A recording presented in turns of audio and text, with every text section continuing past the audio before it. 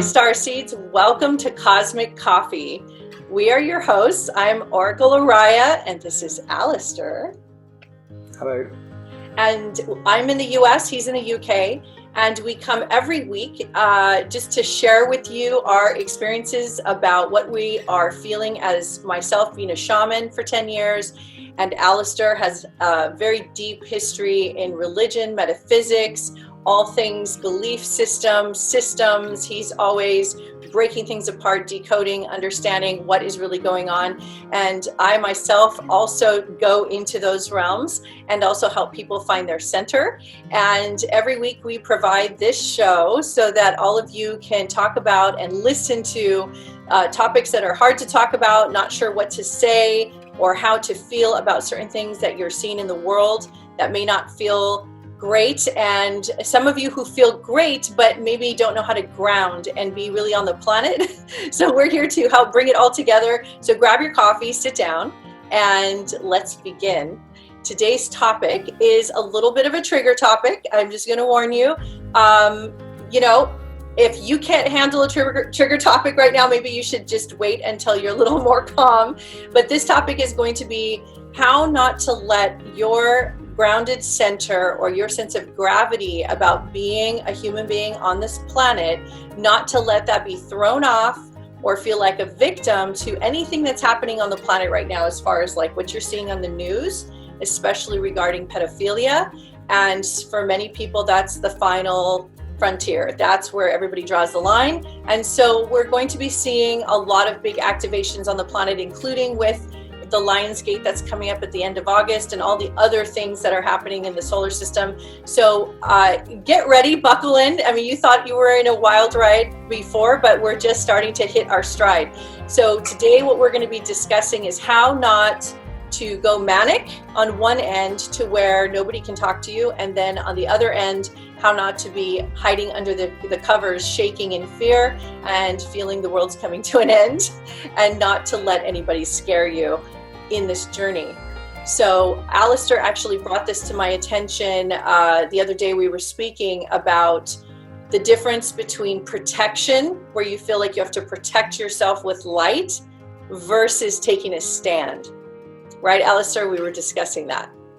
Yeah, that's right, because there is a very, in the light worker community, may as well not mince the words today, like in the community of light work that we are both part of, there is a very great sense that people want to take the darkest information and ram it in people's faces and go, oh, you can't ignore this, and it's, I get that, but at the same time, everyone has a different capacity. So, for example, if our capacity for information could be measured in vessels, some people have a thimble, some people have a big mug, some people have a swimming pool, some people have an oil tanker, some people don't know what they have. So everything has to be very gently immersed. We have to manage our exposure so we can manage what's going on within ourselves. But we can't do anything about anything, really. The only thing we can do something about is what's going on in here. So that's where I'm coming from today with that. And there's a fine line between feeling like you need to protect yourself from dark and evil forces, which in all intensive purposes, it seems very reasonable and logical to look at it that way, because on the outset, it does appear these are opposing forces. It does appear that you need to protect yourself, your family, and your children from these opposing forces. And then also people who do deeper investigations into the rabbit hole will come up finding all sorts of alien interventions and different kinds of alien agendas. And then by the time you get so deep, you've lost all connection to being your human self and don't really relate to human beings the same way. So when you start communicating, you sound like you're off grid, like you are completely extreme. Now, on one side, some people would say that's good. We should raise the bar. We should speak our light language. But light language is language of love. You have to remember that. And a lot of people forget that. So when we start going into these duality type of conversations, we tend to lose the flavor of love in the conversation. As soon as you go into protection, we're out of that conversation. And I'm not saying that we don't protect our children. It's just the way you handle your being. And that's Well, what that's it, because we're both Star Trek fans here. does. So let's take the amount of stuff that a Starfleet captain would know, that would be aware of, that would be briefed on, that would be treating the information as a need-to-know basis with the rest of the crew. Because if all of the information was constantly there for observation at all times by anyone and everyone, nothing would happen, nothing would get done. We would forget about the mission. And in this case, the mission is just breathing as we go through this year and this process. The mission is to breathe, and to breathe regularly, and to breathe well. And it is very easy to be thrown off that balance right now by any number of things. Let's think back to January, when we saw the Aboriginal fire flag in the sky in Australia with the sun and the colours and the rage of the ancestors. I think about that image every day now. It takes on so much deeper meaning with each thing that comes out, and essentially we look at the old mechanism, just the walls are starting to shake, and people are kind of like trying to carry on as normal, but they're forgetting the mission is to breathe. We don't come back to the breath. What they say in every meditative practice, focus the monkey mind onto the breath. Right. So it's like within the monkey mind in the conscious domain here, because information is so freely available, and it's very hard to ignore these different things. You can't necessarily write things off as fringe so easily when everyone's talking about it, and it's in a number of different outlets. The seems to be like the COVID thing is not what it was. I'm not saying that it's that's some weird thing in itself. It's just its place in the cycle of news, should I say. It seems to have slipped. People don't really seem to be too interested in that right now. I don't know if I'm just living in a bubble. No, it's true. It's true. I think we've seen so many conflicting reports, and there's been so many conflicting pieces of evidence from very valuable news sources, and nobody knows what to believe anymore. And there's so many angles and layers, and it's like you can't almost find the truth in so many lies. So as you're muddling around in all of these, like who's covering up what, you can't seem to find the thread.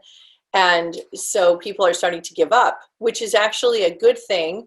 And that's why we have this show. That's why we have the group, United Starseed Connections group, is because people are going to start clicking off and getting off of their social media accounts and just giving up, basically. But there's a part of you that doesn't want to give up, and you also don't really know how to interact with the world anymore. You still have your friendships and you still have people you love, but you're now not knowing who is on what side and who believes what. And I have family members that won't talk to me right now because basically the Starseed group, they just don't like that I'm doing it. And so what can I do? I mean, it sounds like a whole bunch of not your problem, to be fair.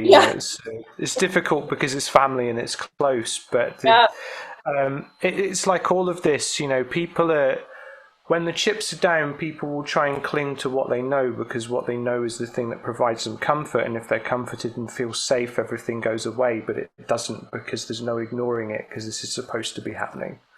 So what happened? Well, breathe. Take that big breath like you're talking about when you're talking about things like this. That's it. That's all we can do, because then it allows us to assume a degree of formlessness.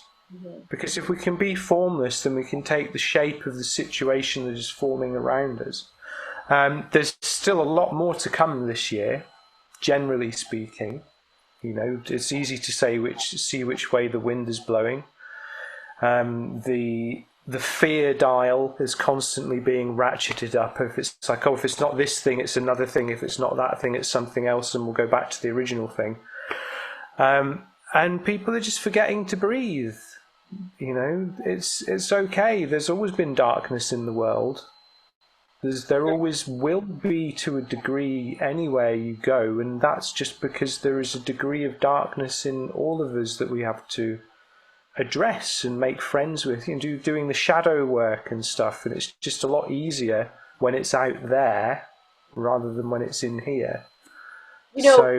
Red Eagle was bringing up, Red Eagle is the spirit guide that my husband channels, and he's been bringing up over the last few weeks to me the idea of the basic human. And the basic human is similar to like your dog.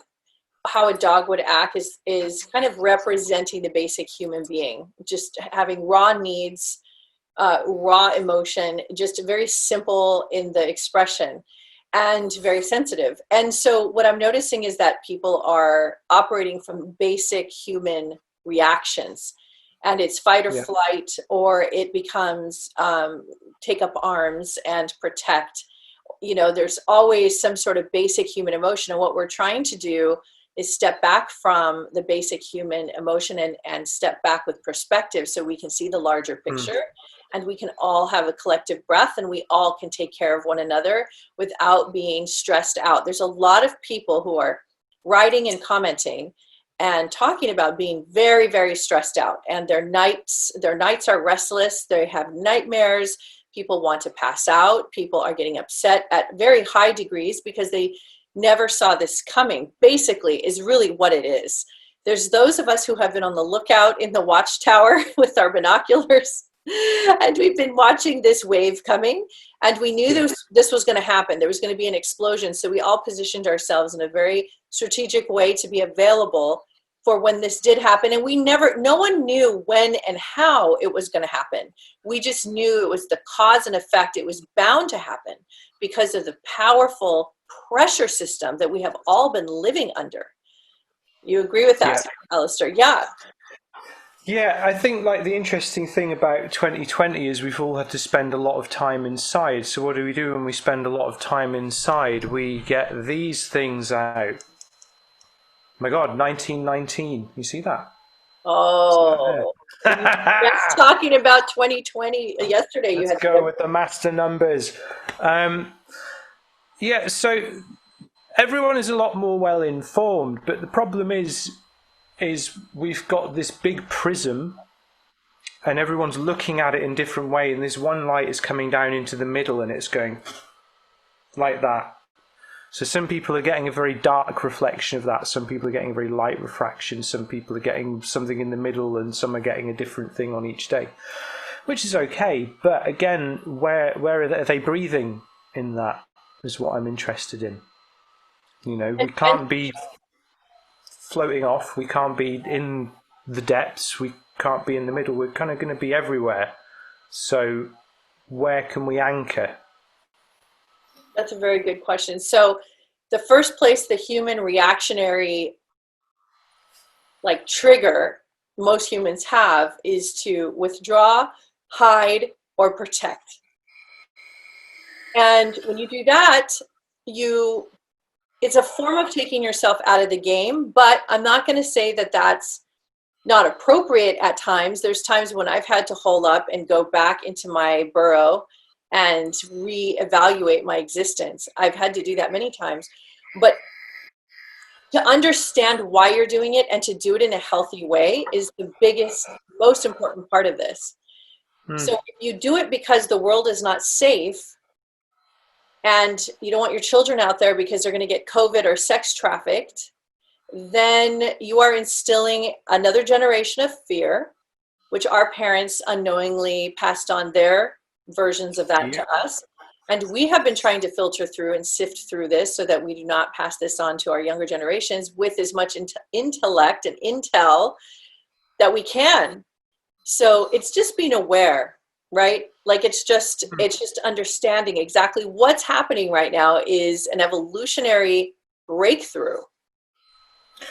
Well, this is it. And I would like to kind of refer back to one of the very first things that we spoke about, which was a vision that I had when going on that psychedelic psychotherapy research trial of the world being under influence.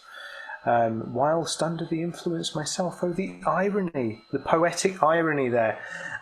So the viewing the world hanging in space, connected to this energy conduit, firing energy into the planet changes colour, it goes back up.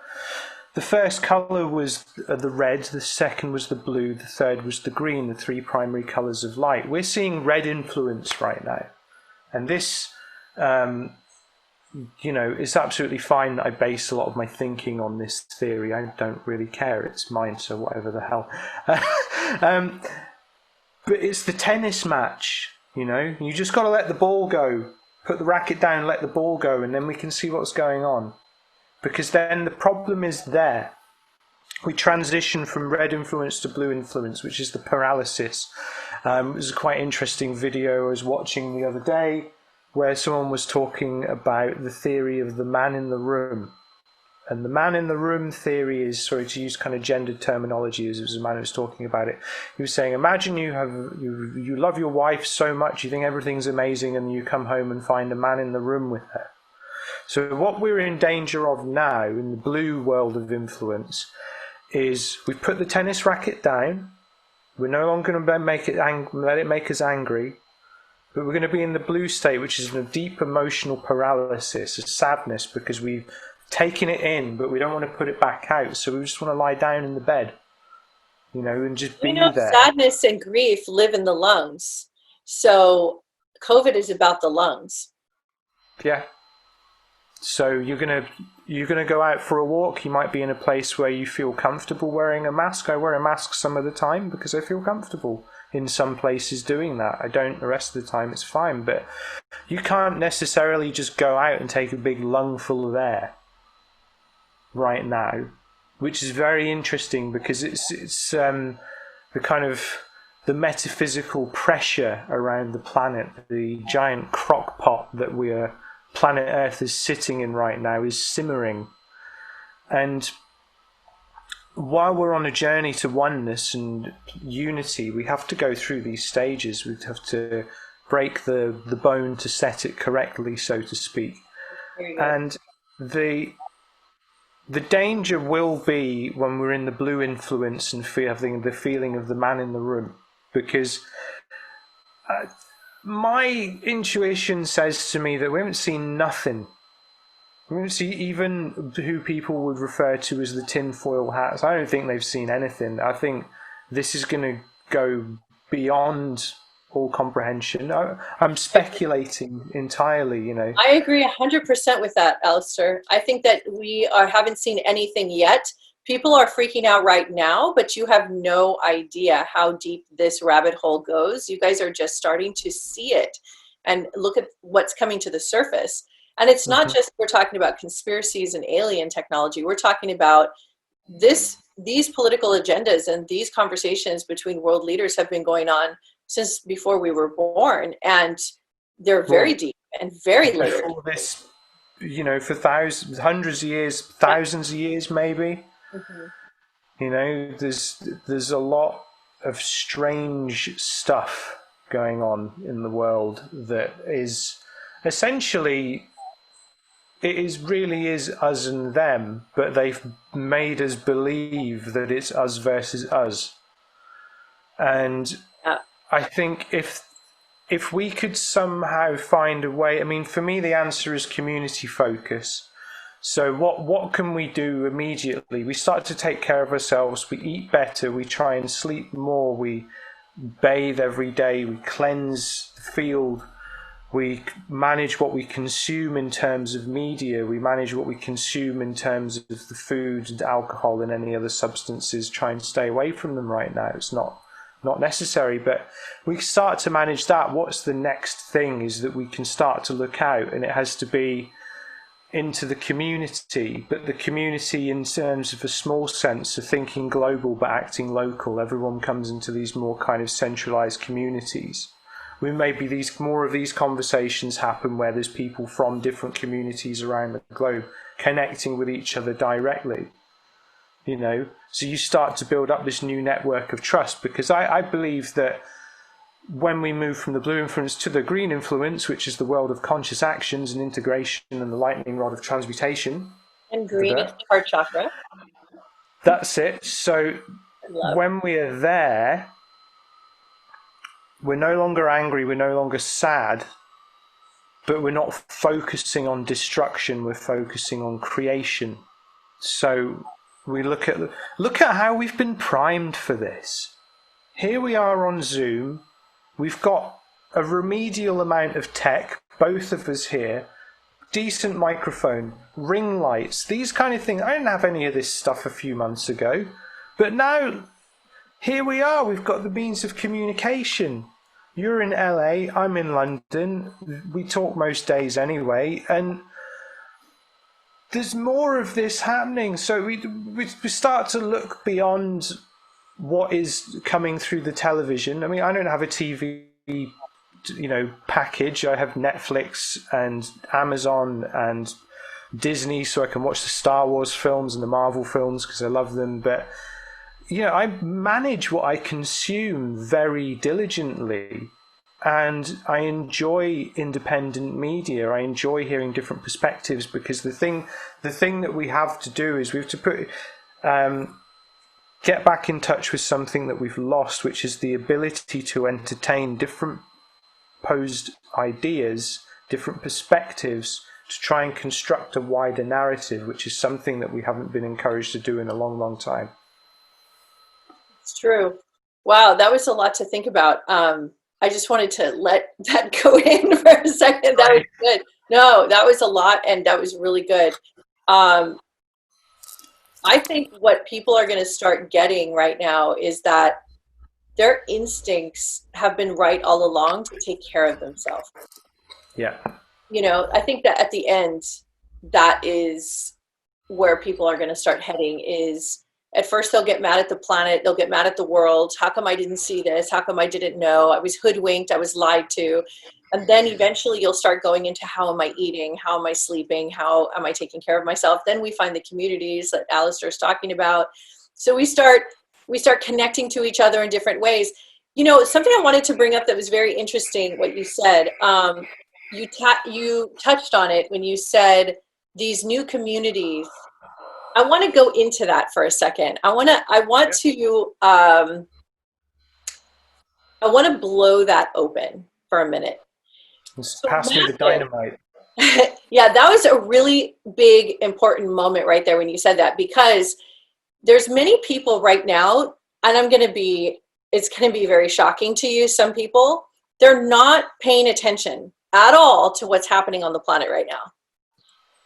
There's people in tech, there's people in the space communities, there's people in gaming, there's people in agriculture in different ways that are, have their own system, their own ecosystem.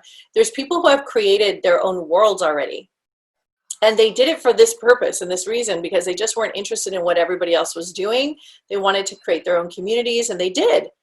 And they're thriving and they're living in it. Now, what most people don't understand is they think, you can't do that. You're supposed to pay attention to every detail of everything that happens with 7 billion people on the planet.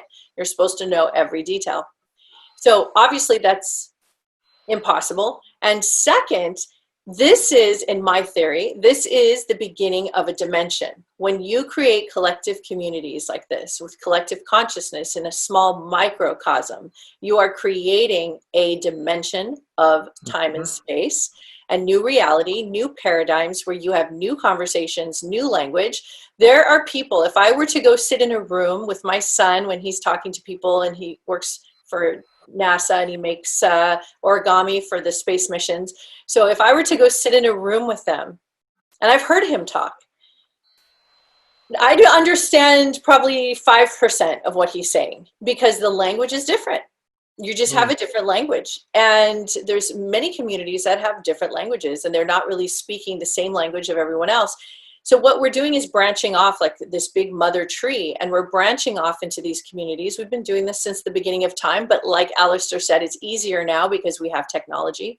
So as people are going into these new sub territories, subtopics, sub lifestyles, alternative lifestyles, or just even genres of experiences they want to have, like people who want to experience just gaming.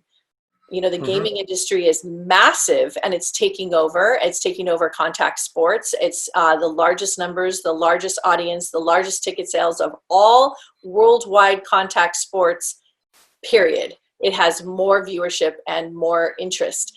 So It's accessible. It's so accessible. it's safe, Anyone it's can do clean, it. it's exciting. You know, the wagers are the same. The purse is the same. Everyone is going to, you know, like you're still winning millions of dollars. So the point is that these are new dimensions. So right now, currently in this moment, what many people do not know is there are many dimensions being created as we speak. There are dimensions happening all the time. You could say the United Starseed Connections group is a particular dimension where we are very specific and detailed in what we want to share and how we want to speak, and we keep those parameters that way. So imagine go 200 years into the future. Let's say this group continues for 200 years. What becomes of us? Where does this go? And you can say this about anything. So what looks like the whole world is collapsing in on itself, it's just really what media outlets and what big pharma, big corporations, big, you know, enterprises, including the royal family, what they want you to hear, what they want you to see. That is what's blowing up right now. So everybody's looking at that, being fascinated, but no one's being fascinated by the new science discoveries or the first, that space shuttle that just went up by SpaceX that had the first astronauts. So instead of having bigger conversations about our advancements in technology, our advancements in human science, instead, we're talking about these really serious matters. It's not something to laugh at, but most people think that's all there is, and they won't look at anything else. So they become depressed, broken, and destroyed over this when it's not necessary. It's the man in the room. Yes. That's what they're seeing the wrong man in the room. Essentially, the man in the room we need to see is the thing that is kind of bleeding the planet dry and us in the process. And we need to say no. And we don't have to go, no. We just say, no, you're all right, man. It's cool. I'm Just good. reminded me of what we were going to talk about right now when you said bleeding me dry. So you had mentioned to me sometimes you get this feeling of feeling sapped. Yeah. Okay, so a lot of people do feel this way, including myself. Let's break this down. Let's go into it, Alastair. So this is a good one. Okay, so when you feel sapped, your energy feels drained from the information you are seeing. Now, this could be comments from people, this could be news articles, links, whatever it is that you're looking at online, or even in conversations. You go to the grocery store, which has happened to me several times this week, and I feel everyone's energy, and it's really heavy, and it doesn't feel good, and I feel sapped when I leave. So we were discussing this when we were having our famous little, our little ongoing chats constantly, and we were talking about what do we do when we feel sapped. And I said to him, you know, this is a good topic because what's been happening is I had been starting to feel sapped. I had started to feel drained from some of my conversations or helping people or moving conversations along or filtering conversations so people would feel better. And I was leaving these conversations at the end of the day and I was feeling totally drained. I didn't feel good. I was starting to get gloomy because I was taking on too much. So we were talking about the difference between protecting ourselves with a layer and a boundary of light and taking a stand, or what you can do is understand what your stand is. So I decided to clear my hard drive. I had to clear my belief systems and decide I'm not being sapped because there's nothing wrong. So what I'm actually doing is I'm integrating in a way. I'm learning how to live with this new way, right? Like you were talking about, we're integrating and changing the way we process information. So I no longer feel sapped. Now I'm empowered. As a matter of fact, when I go online, I feel great. I don't feel anybody can take anything from me. I don't feel anybody is going to do anything to me. And some people are concerned about being watched and monitored and tracked, but we've been watched and monitored and tracked since people learned how to do that, which was generations ago. So it's almost as if you just woke up and realized you were living in a bubble. A big fish tank. cat TV, as we used to call it. The cat would sit on top of this aquarium and be like peering over, like, what's going on? Fish is trying to hide behind this little bridge. Like, is it gone yet? Cat face. It is funny, isn't it? It is ridiculous. It is magical being sensitive to all of the things, but at the same time it is insane because you feel like those little cords trying to hook into you, someone that you know online being like, I'm really scared, and their cord just kind of comes into your cheek and like, hey, what is that? Yeah. Or you see, your relative phones you up and, oh, are you okay? I saw that the numbers were high in London, and I'm like, I'm fine, man. Like, I don't need this, are you all right? I'm really worried. And I'm like, well, I'm not really worried. I'm fine. They're like, oh, I don't like that thing you posted on Facebook. I just worry about what I'm like. Okay, so I'm cool, let's talk about when people go off the deep end. Some people would say you and I are off the deep end already, so we're hopeless. You reckon? Oh, definitely. Absolutely. The second you say I'm Pleiadian and you're Arcturian, checked off. Yeah, it's supposed to be a secret. Okay, so that's done. But in some circles, we're actually more safer than some people. So it just really depends on how you want to look at it. But we do agree, and we have talked about this, that there are people who drink the Kool-Aid on the other side of the coin. So not just drinking the Kool-Aid of media and conspiracy theories, but drinking the Kool-Aid of the galactic, cosmic conversation and the archetype and the storylines and the possibilities and the star systems, and then also the planetary systems, how it affects us, and what happens, and we've shared this together also, is what happens is people tend to go off the deep end. Yeah, there is an innate human need. Let's put it this way, like, I'm just gonna call bullshit on atheism for a minute, because everyone has a soul. We can say that we are this, we are that, but the truth, when we strip it all away, we are all souls in various different vessels, incarnations throughout space and time dimensions. Some of us have had more dimensional breadth to our experiences. Some of us are just getting going. Some of us are somewhere in the middle. Everything is cool and valid, which is what these folks seem to forget. Like, someone I know went far off the deep end. He's now advocating drinking his own pee. I'm like, I don't want to do that, man. And he's like, no, it's good for you. I'm like, dude, think what you want, but I'm not going to do that. Well, if you don't do this, you will never know what it means to be enlightened. And I'm like, 10 years ago, I met somebody who tried to convince me to drink their own pee, or my own pee. 10 years ago. I mean, I know like some people would pay good money for that experience, but I'm all right. They can keep it.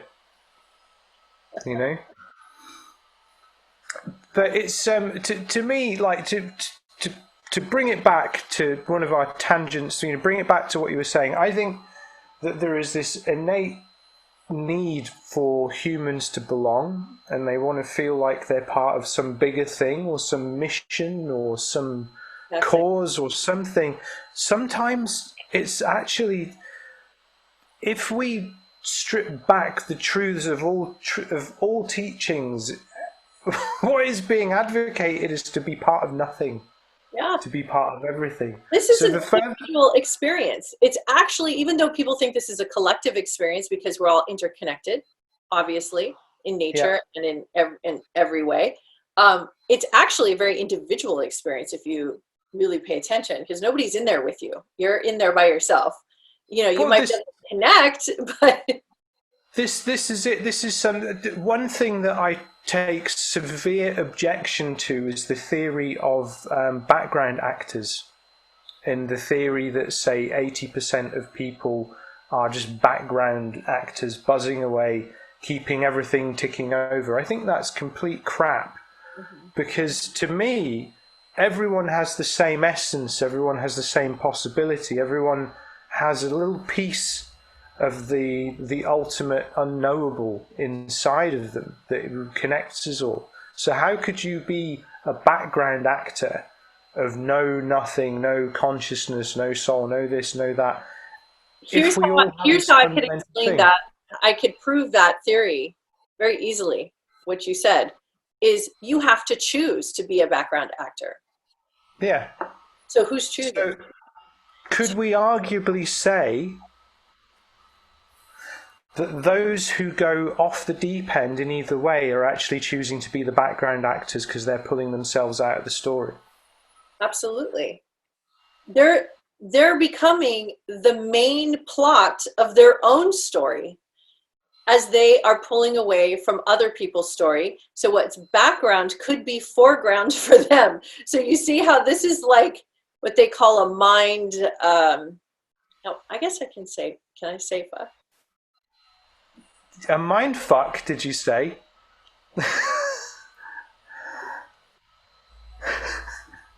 Yeah, I think it's okay. I think it's okay to say that. We could bleep it out. I mean, that might have more effect, comedy value there.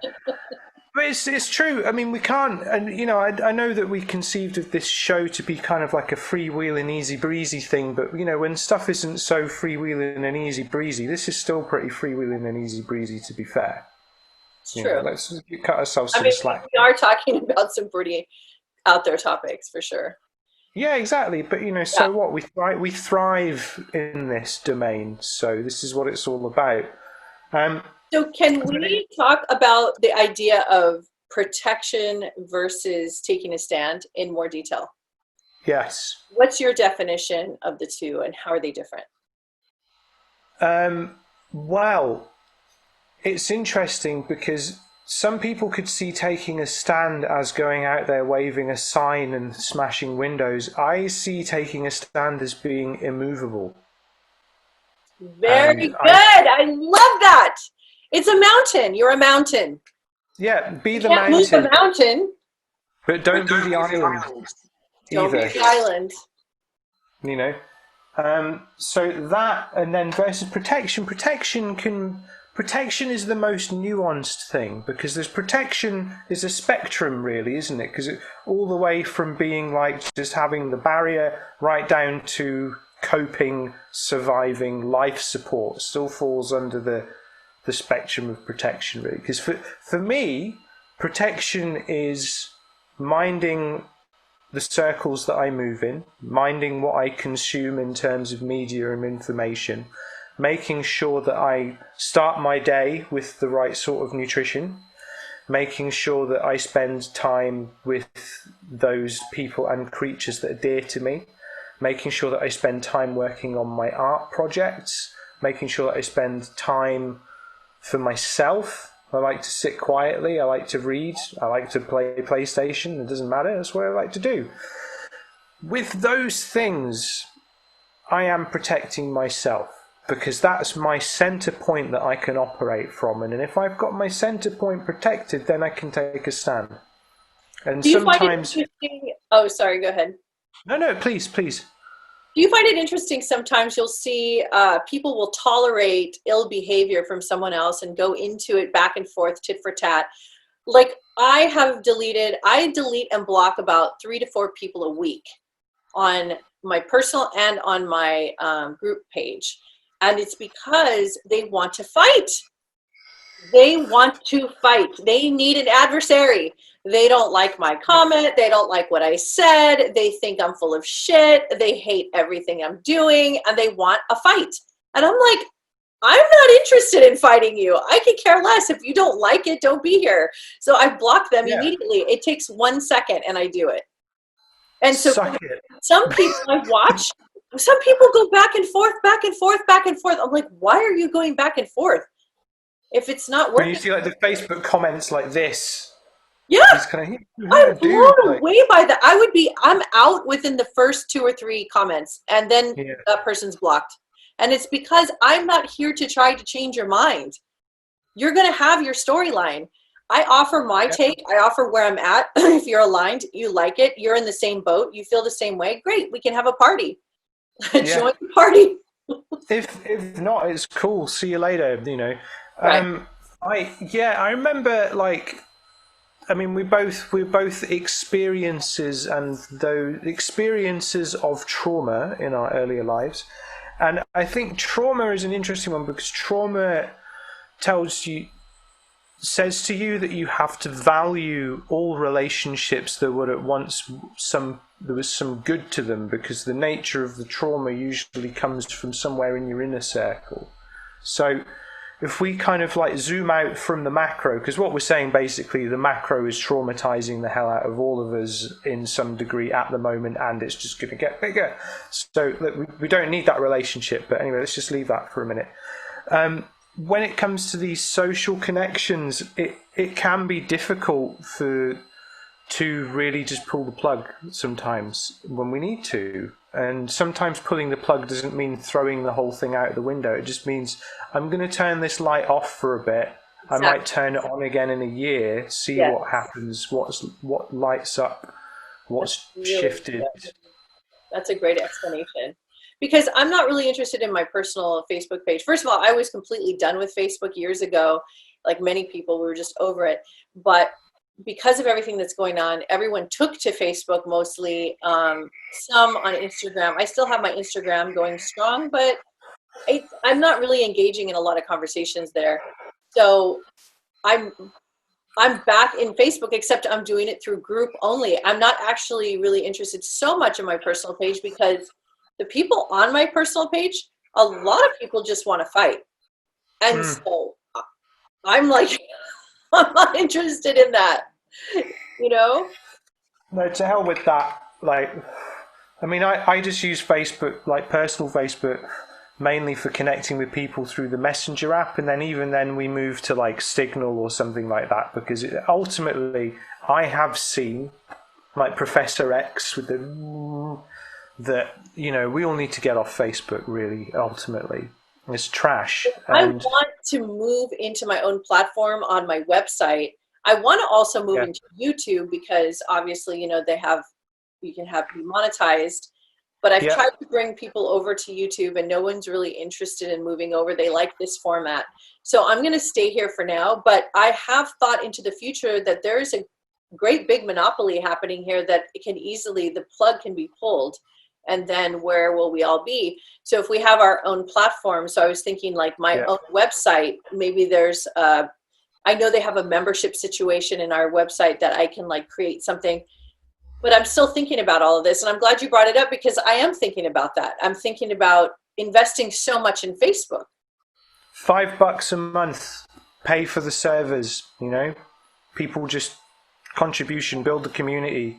And see what's there, see what could be done with that, see, you know, because I use Reddit the most. Reddit is like my main access point into the internet, really, because I'm able to entertain information without it influencing my opinion. Because, as you know, I've seen a lot of shit. So I had good luck on Reddit, and I opened accounts and everything, but somehow I get blocked a lot. Like there's a lot of, you can't post that. Am I doing something wrong? Or different subreddits have different rules, like so it's good. So they some of the. Did you ever watch that episode of South Park where they have the World of Warcraft game, and there's that guy in the basement, and he's there's this guy, the guy in the basement, and he's all like, oh. This is what the Reddit moderators are in my mind's eye. They're these people who are like the Warcraft guy with the Cheetos and the Coke bottles and stuff everywhere, and like, and really, like, they've got some kind of like boner for policing their subreddit. Is and that what it is? Every time I go there, I feel like I get kicked out of everything. I can't post anything. I can't put links anywhere. I'm like, how do you get in Reddit? No, man. The best thing to do would be to set up your own password protected sub community that you get invited to. And then people can chat and share and do all of that, and it kind of functions in a similar way. And you know, another platform I thought was interesting was Tumblr. Yeah.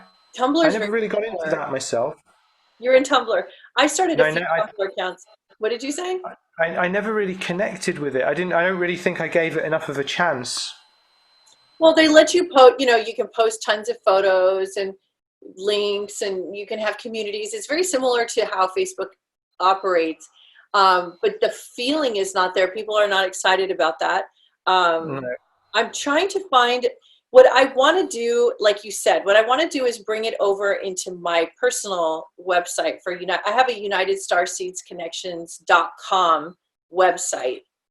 That's the one you showed me, isn't it? Yes. The courses and stuff. Yeah, they do offer a membership service, and I don't know how the communication works. Now, the only other thing that I was not wanting to do is leave the Facebook community, because there's so many other connection or groups, Starseed groups, that cross over, and I belong to like 110. I'm not joking. I belong to I'm in a fair few myself. Yeah. Just general So, community. and you know how many people from those groups find me and come over? Well, I saw you posted in one of them, and I was in the London Lightworkers Starseeds community group, which was just like, oh God, I've become very animated today. I'm really like, this is what happens when you're half Scottish and half Iranian. You kind of get fired up about anything. But the group in London, I felt was very dear to me once upon a time. Then I got very upset with it, because like, on the one hand, kind of like, it's just great, all about the callbacks today. One hand, it was like conspiracy, and on the other hand, it was like, let's just vibrate high, man, you know. And I'm kind of thinking, I'm like in the middle somewhere here, you know. You need to know this, you need to know that, but let's just go. Right. And when I came to the group, the current one, I left all of that behind, because I was just like, I can't deal with this crap anymore. But the way I see it is, imagine like we are transitioning from fossil fuels to clean energy. You're not just going to go, that's it, fossil fuels done. There's going to be a transition period, isn't there? You're going to have to get people in. You're going to come on, let's do the new way of things. Let's have a look at things. Let's look at fairer platforms. Let's look at something that's maybe a bit more open source, or maybe let's look at something that we don't get bombarded with adverts that we didn't even click on, but we maybe spoke about in conversation with someone in the room, and then the phone's like, why don't you look at this? And all this kind of stuff that if you said this 10 years ago, people would be like, oh, you need medication, mate. You've gone mad. Where's a tinfoil hat? But it's, you know. It's so interesting that what people saw as conspiracies back then is now, like, people are starting to question the validity of things, and it's not even considered conspiracy anymore. They're starting to look at it as like, wait, I think this is really happening. What's going on? Did you ever see that documentary, HyperNormalization? No, no. You know, I put myself on a moratorium of documentaries, because what was happening, and I have encouraged other people to kind of refrain for a second with documentaries. You know how documentaries are becoming the new way to out someone, or the new way to start a new thought, like new thought. Okay. So what happened was, in the beginning, when documentaries first came out, we all thought, okay, well, you know, documentaries are somewhat not fictional, so it's fact, and we're going to listen, because there's a different format and you pay attention in a different way, and it really gets in. People are realizing the power of documentaries and are using it for many different things. Just go to Gaia.com and you can see. And so what happens is, people have a different mindset of when they look at a documentary, they take it in a different way. They're listening differently. So they're absorbing at a different rate, and they take it in more seriously. So what was happening is, people were getting very, very messed up, because there were so many conflicting documentaries, and they weren't all aligning, and people were getting really confused. A lot of my clients would get very frustrated and upset. And did you watch that documentary? Did you watch that? So I literally stopped watching documentaries for, I'm going on 2 years now. I don't miss them because of that. Just because of, there's so many different belief systems, and it's hard to know what the truth of each one is. Well, with hypernormalization, it's a very long thing, but I can distill it down to like a sentence. Is essentially, we've just become ultra desensitized over a period of about 40 years. I talk about that a lot, yeah. So what you're saying about what could have been very fringe conversation 10 years ago, now being quite open. the normalization, the desensitization. Yeah, yeah. You It know, just we used to be very affected by things that we saw in the news, and things that, like, we had a lot of compassion for. You know, we were very, it wasn't the generation where you're scrolling and you see somebody posted live them committing suicide on Facebook, and then you go to the next news article and you're seeing a dog being boiled inside of a Wuhan street fair. You know, you we're just scrolling past, a scrolling generation. We're just scrolling past these like extremely disturbing things. And you know, those like Facebook and other big social media sites, they hire these poor people. I feel so bad for them. And they pay menial pennies, and they sit there and they have to scroll through the garbage and the violence, and they have to censor it. there was a thing, wasn't it, where a lot of these people are like struggling with like PTSD and other sort of things now, aren't they? Can't even go 3 months. They are in severe. It is so bad. I mean, you should read what. In every system, you're going to find the sediment, and you're going to find this type of behavior. But I like what you're saying about this scrolling type of generation where we just desensitize. We just see death, destruction, death. Okay, this person died. Okay, this person got shot. Another police brutality. Okay, another rape, another drowning, another mother killed all her kids. Okay, you just keep going. And what do you do? What do? You know, you get so disturbed, you get so sick. And that's what this actual show is about. It's like you get so disturbed and you feel so bad. And then somebody like you, Alastair, comes along and says, take care of yourself, just breathe. Drink your water, go in the sun, go for a walk, do your art projects, take care of yourself. Watch a movie. And people are like, wait, how do I connect? How do I come over there? How do I do what you're saying? Well, it's a matter of life or death, people. If you don't do this, you won't make it. People are committing suicide all the time. It's this lopsided view that people have of relationships. They get into relationships because they feel that it will complete them. It's like we're consensually handing over the keys to certain parts of our being to external forces. And I mean, all of my teaching work is about like, close the doors, you know. That's like the level we start on. And for me, it's like, you know, you can't give from an empty cup, so fill the damn cup up. So what do you fill the cup up with? Do you fill it up with McDonald's brought to your door, or do you go and stand in the kitchen for a few hours, listen to an audiobook, make some food that you're going to nourish yourself and your household? Or are you going to go and sit in the garden and soak up all of the sun's rays for the afternoon and have a nice lunch?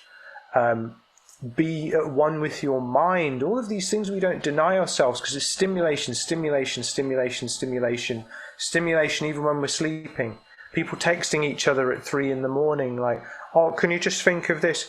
I was in a project and some guy would message us. There's a whole bunch of us quit because this dude has got his ass for his head, you know. And we'd wake up first thing in the morning as we'd see a bunch of messages, and it's like,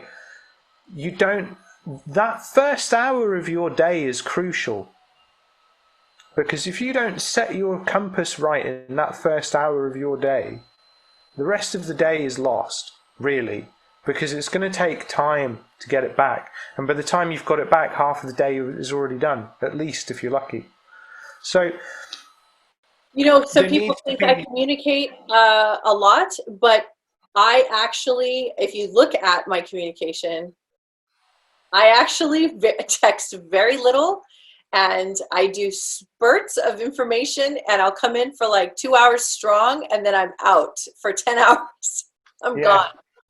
Well, that's it. It's, you know, it's quite good how that works, I think, because it's healthy. You know, I have my phone set to do not disturb at 10:30 at night. So if I'm communicating with you after 10:30 UK time, it's because I'm basically said it's okay for me to be engaging with people at this time of the night, or if it's before 10 in the morning UK time. Well, that goes towards the boundaries conversation. You know, the boundaries / protection / taking a stand / being in your truth, holding space for yourself. not making anybody wrong. It's just that it's not your choice to do it that way.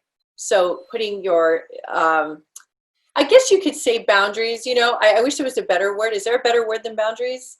Parameters or guidelines? You're putting your structure. I think like boundaries is good because do you know what? There's nothing wrong with simplifying things. Why did Phil Collins get so famous? Because he wrote songs that everyone could relate to, that people could understand them, so people connected with it on that level, and then he was everywhere. If we want people to understand these concepts, well, we don't have to dress them up, you know. The simpler the better in many instances. It doesn't matter, really. Yeah. Because like when you're saying boundaries, what I see in my mind's eye is like the castle with the different walls. So who is it that gets into the inner castle keep right in the middle? Who gets into the inner wall? And maybe you've got like a 2-wall castle or a 10-wall castle. And it's up to you to decide how far this stuff gets in. So for me, I would like to say that the outside world doesn't get beyond the exterior wall, but I would be lying. You know, because we're constantly working on that. And I know that the very distinct, I want to add, it's distinct what you're saying to feeling sensitive and open emotionally towards people, because my doors are always open in that way. I'm very, very connected to people and feel very open to feel people. But I think what you're talking about is more of it's a balanced way of living that allows people the space to breathe. You have the space to breathe. They have the space to breathe. And you can stay connected, but you're not giving up your sanity, your sanctuary. Yeah. You're not. That's it. What if all of the electricity from the electricity grid came into your house at once in a totally unregulated manner? That is such a good point. That's exactly how I feel, because we're all electrical beings, by the way. So that was a good example. So we actually feel electrocuted sometimes with some energies are so strong. And I'm not going to lie, there's times I've electrocuted people and I've had to be responsible for that and say, oh my gosh, I'm so sorry if I came on too strong. I tend to be like a live wire. So, you know, and I'm learning how to manage my own electricity field and my own energetics, because I tend to be very overwhelming with so much information. So that's why I wanted to do this show with you as we're wrapping up, by the way, as we're coming to the hour. I wanted to do this show with you because you and I have so much electricity and we're supercharged. And I also have, I'm 50% Irish and English and Spanish. So I have also a hot-blooded person. The old Celtic fire. Very Celtic. I have Druids in my family line. So hey, we can talk about the Druids later. Oh, let's do that. I definitely want to go there. So, but we are being responsible for our own energy. So when we're talking to you here on this show, we're also very clear that we don't want to overwhelm anyone or have people feel scared or that something's wrong. It's very important everybody understands that, you know, the reason why we speak the way we do and bring it to you with fun and joy and we're relaxed is because we want to instill that and hopefully inspire that in you to feel the same way in your home about the same topics, to feel lighter and more free and more relaxed and more balanced, and being more in tune with your own energy and in tune with others, and not to be put off by it, but to understand the nuances and that it's okay. And we can laugh about it also. And what are you going to do? There's 7 billion people on the planet. What are you going to do? Are you going to solve every problem in the world? Like, you know, it's not going to happen. And, you know, you feel you're an empath, you have compassion, you feel bad, but you also have to monitor and be healthy. Being a martyr and taking yourself out of the game because you can't handle what's happening, you just become another person in the cog in the wheel that we're trying to get you out of that. One thing that I think that I guess where I'm coming from with all of this, what I'm advocating is surge protection. So how we have like God, I love that so much. Those surge protected power points where you can plug, say, 4, 5, 6 plugs into, and then if there's an overcharge, it cuts, so your appliances are protected. What I would really like to see is that people start to consider this concept of surge protection not just as a one circuit breaker. So you've got the circuit breaker to your appliances, then you've got the circuit breaker to the upstairs of the house, the downstairs of the house, then the master switch, then the switch outside. So we were talking like maybe 4 or 5 layers of surge protection. That's what I'm asking people to start considering. How are you going to build and implement your surge protection strategy? So the news and media and that overall energetic resonance of everything that's going on, that doesn't come into your house. You know, that doesn't cause a power cut. That doesn't cause a fundamental shutdown.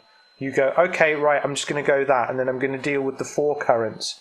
Maybe you need to deal with 3, the 2, or the 1. But take an audit of what that looks like for you, because it's going to be different for all of us. All of us have different capacities. Some of us can maybe just have 1 surge protection. Some of us can have 20, you know. Ooh, it's my favourite tune. And if we can just identify where that is and what that looks like and work from there, then we've already won. We've won, that's right. So you don't have to go up in arms to win. No. The moral of the story, ladies and gentlemen and children of all ages, is you don't have to go up in arms to win. You can win by just taking a walk around the park, and taking a break, and drinking your water, and having fun with your friends, and you can win. So on that note, you ready to wrap? Are we ready? Drop some fire beats, do you mean? Or no, I've never said that in my life. Why am I saying that now? Oh my God. Down with the kids. Oh, does one want to drop some fire bars? Does one? No. Yeah, I'm cool, man. I'm cool. I'm just very animated, and I just want everyone to keep it together because it's going to get a little spicy. Before we go, would you like to co-DJ with me when we have our dance party? Yes. Yes, I would.